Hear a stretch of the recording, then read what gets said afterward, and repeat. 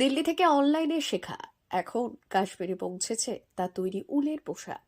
মুর্শিদাবাদের এক গ্রামীণ গৃহবধূ আজ নিজের দক্ষতায় গড়ে তুলেছেন স্বাবলম্বী জীবন।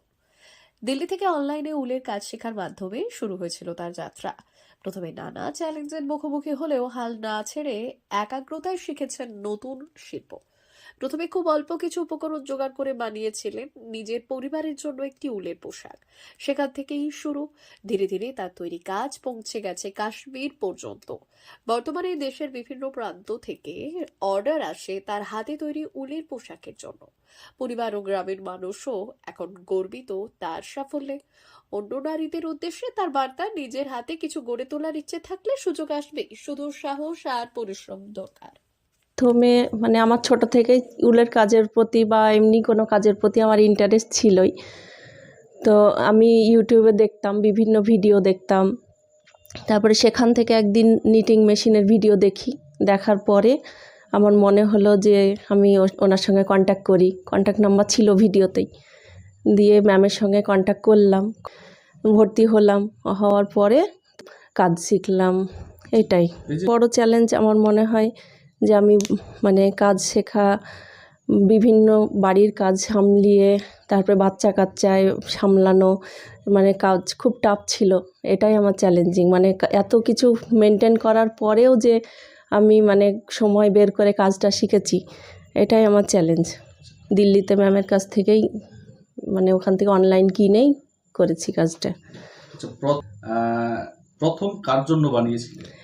প্রথমে তেমন ভালো হয়নি, হয়েছিল, মোটামুটি হয়েছিল। আমি আমার ছেলের জন্যই বানিয়েছিলাম। তারপরে দিল্লিতে যাই, ওখান থেকে কাশ্মীর যাই। আচ্ছা, মেইনলি কাশ্মীর। হ্যাঁ, দিল্লি থেকেই কাশ্মীর যাই। আচ্ছা, জনপ্রিয়তা এখন পাচ্ছেই, আশেপাশে সবাই জেনেছে। অর্ডার আসে? হ্যাঁ, অর্ডার আসে। আশেপাশে সবাই যখন অর্ডার করে, তখন তাদের কোয়ালিটি, আমার কোয়ালিটি আর দাম সেইভাবে দেখে তারা আবার তাদের আত্মীয় স্বজনের কাছে প্রচার করে। প্রচার হতে হতে এইভাবেই বাইরে থেকে, জেলার বাইরে থেকেও অর্ডার আসছে এখন। আনুমানিক যেটা হয় সেটা ভালোই হয়।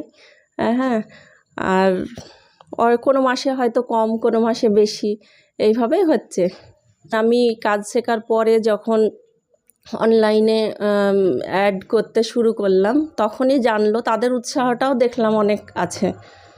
তো কাজের ফাঁকে মেয়েদের স্বাবলম্বী হয়ে ওঠাটা দরকার, আমি সেটাই মনে করি। আর কাজ ভালো লাগলে এমনি সব কিছু হয়ে যাবে। এটা খুব ভালো লাগছে, কারণ আমার বাড়ির মতো প্রত্যেক মেয়েরাই যাতে নিজে কিছুটা স্বাবলম্বী ওঠে, এবং তাদের প্রত্যেকেরই মানসিকতা যেন খুব ভালো থাকে, যেন কিছু একটা করব নিজে থেকে এবং নিজে আনন্দিত হব। কতটা সাপোর্ট দেন আপনার স্ত্রীকে?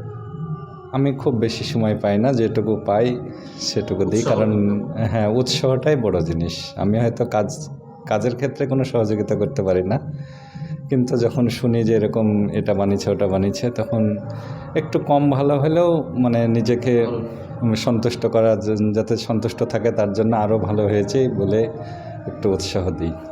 আপনার নাম? আমার নাম রবি বিশ্বাস।